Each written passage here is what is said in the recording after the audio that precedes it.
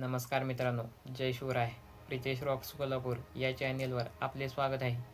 आज तुमच्यासाठी एक नवीन हॉरेबल स्टोरी घेऊन आलो आहे. ही स्टोरी गणेश चव्हाण यांनी पाठवली आहे. ही स्टोरी आहे रत्नागिरी जिल्ह्यातील 3 मित्रांची. चला तर मग सुरू करूयात. रत्नागिरी जिल्ह्यातील एका छोट्याशा गावामध्ये 3 मित्र राहत होते. सागर, साहिल आणि निलेश. तिघेही लहानपणापासून खूप चांगले मित्र होते. तिघांची एक गोष्ट नेहमी ठरलेली असायची. रात्री जेवणानंतर शतपावली करण्यासाठी जायचे. त्यांच्या गावाच्या कडेला एक नदी होती. ते रात्री नेहमी तिथे जायचे. त्या गावातले जे वयस्कर लोक होते ते त्यांना नेहमी समजावायचे, बाळांनो तिकडे जाऊ नका, कारण की पूर्वी तिकडे कोणी रात्री गेले तर तिथे एक विचित्र माणूस दिसायचा. तेव्हापासून रात्रीचे तिकडे कोणीच जात नाही, तुम्ही देखील जाऊ नका. पण हे जे 3 मित्र होते, साहिल, सागर आणि निलेश, या तिघांना ह्या गोष्टींवर अजिबात विश्वास बसत नव्हता. ते नेहमी तिकडे जायचेच. असेच एक दिवस ते तिघेही आपापल्या घरातून जेवण केल्यानंतर निघत होते. तेव्हा सागरची आई सागरला म्हणाली, सागर तू आज जाऊ नकोस, कारण की आज अमावस्या आहे आणि तुला मी बोलले नाही, पण काही दिवसांपासून मला खूप विचित्र स्वप्न पडत आहेत. आपल्या घरावर कोणाची तर काळे सावली आहे, ते आपले घर उद्ध्वस्त करत आहे. पण सागर त्याच्या आईला बोलला, अगं आई, आज पहिल्यांदा थोडीच मी निघालोय. नेहमी तर तिकडे जातो आणि मी एकटाच थोडी चाललोय. तू काही काळजी करू नको. असं बोलून सागर देखील आपल्या घरातून निघाला. साहिल आणि सागर निलेच्या घरापाशी आले, कारण की नदीकडे जाण्यासाठी तिथूनच मार्ग होता. सागर त्याच्या मित्रांना बोलला, अरे मित्रांनो, आज जरा आपण घरी लवकर जेऊ, कारण की आई बोलत होती आज अमावस्या आहे, तू जाऊ नकोस. पण मी तिला बोललो की तुम्ही माझी वाट पाहत आहात, मी लवकरच घरी येईन. असं बोलून मी आलो आहे. त्यातला जो निलेश होता तो बोलला, अरे मी तर काहीतरी वेगळाच प्लॅन बनवला होता. आज दुपारीच मी एक खूप हॉरर फिल्म डाउनलोड केली आहे आणि माझा असा प्लॅन होता, आज खूप उशिरापर्यंत आपण तिथे ती फिल्म पाहत बसायचं. सागर आणि साहिल निलेशला समजवत होते की आज अमावस्या आहे, जरा लवकरच घरी येऊ. पण निलेश बोलला, आपण तिथे थोडा उशिरापर्यंत थांबायचं आणि ती फिल्म पाहूनच घरी यायचं. त्याने खूप आग्रह केल्यामुळे सागर आणि साहिल तिकडे उशिरापर्यंत थांबण्यासाठी तयार झाले. मग ते तिघेही बोलत बोलत त्या नदीकडे निघाले. मित्रांनो, त्या नदीकडे जाण्यासाठी 2 मार्ग होते. एक म्हणजे मेन रोड होता, तो शहराकडे जाण्यासाठी मार्ग होता. तिकडून माणसं येत जात होती, पण तिकडून जाण्यासाठी थोडा वेळ लागायचा. आणि जो दुसरा मार्ग होता तो एका शेतातून गेला होता. हे तिघेही मित्र लवकर जाण्यासाठी नेहमी त्या शेतातूनच जायचे. असे ते बोलत बोलत त्या शेतातून चालले होते. रस्ता फार काही मोठा नव्हता.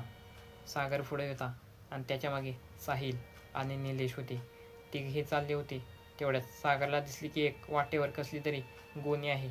तो पायाने दाबून पाहू लागला की याच्यामध्ये काय आहे, पण त्याला काही समजेना. मग त्याने ती गोणी उघडून पाहिली तर त्या गोणीमध्ये खूप विचित्र प्रकारची गोष्ट होती. ती म्हणजे एक खिळा, आणि त्या खिळ्याला एक लिंबू. मित्रांनो, तो लिंबू काही साधा नव्हता, एकदम असा लाल होता, जणू कोणाच्या तरी रक्तातून बुडवून काढला आहे.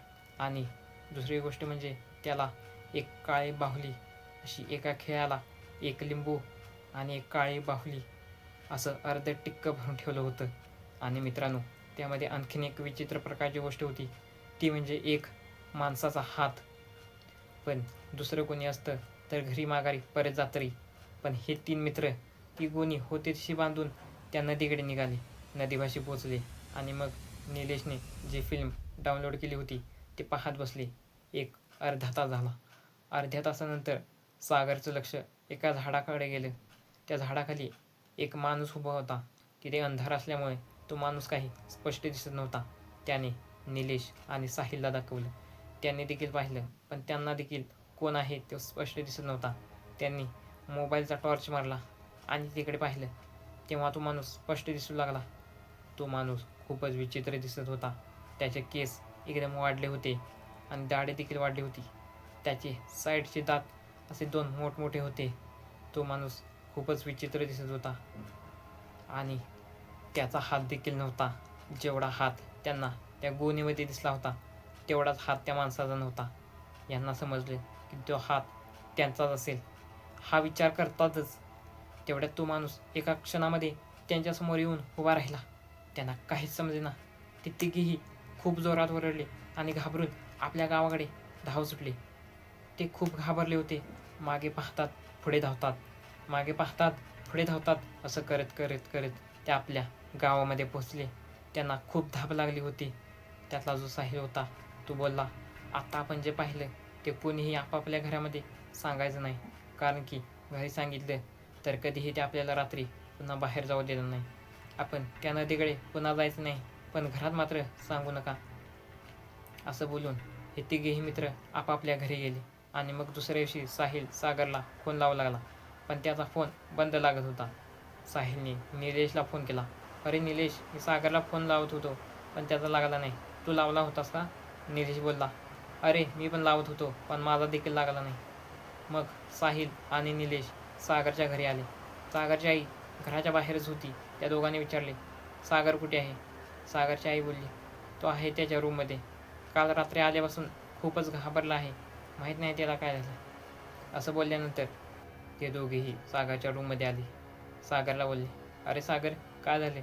तुझी आई बोलत होती तू रात्रीपासून खूप घाबरलायस. काय झालं तरी काय? सागर घाबरूनच बोलला, अरे आपण जो माणूस रात्री काल त्या नदीपाशी पाहिला तो मला या रूममध्ये, या कोपऱ्यामध्ये दिसला. तो खूप विचित्र हसत होता. निलेश आणि साहिल बोलले, अरे तू रात्री घाबरला होतास म्हणून तुला भास झाला असेल. तू काही काळजी करू नकोस. असं बोलून साहिल आणि निलेश आपापल्या घरी गेले. मग दुसऱ्या दिवशी सागरला भेटण्यासाठी साहिल आणि निलेश पुन्हा सागरच्या घरी आले. सागर त्यांना बोलला, अरे तो माणूस काल देखील आला होता. खूप विचित्र हसत होता आणि माझे केस असे धरून ओढत होता. हे सगळं सागर खूप घाबरून सांगत होता. मग निलेश आणि साहिल बोलला, अरे काय काळजी करू नकोस. आज रात्री तू मारुतीरायाचा जप करीत बस. असं बोलून ते आपापल्या घरी गेले. त्या दिवशी सागरने आपल्या देवघरातला हनुमंताचा फोटो आपल्या रूममध्ये आणला आणि रात्री त्याच्यासमोर जप करत बसला होता.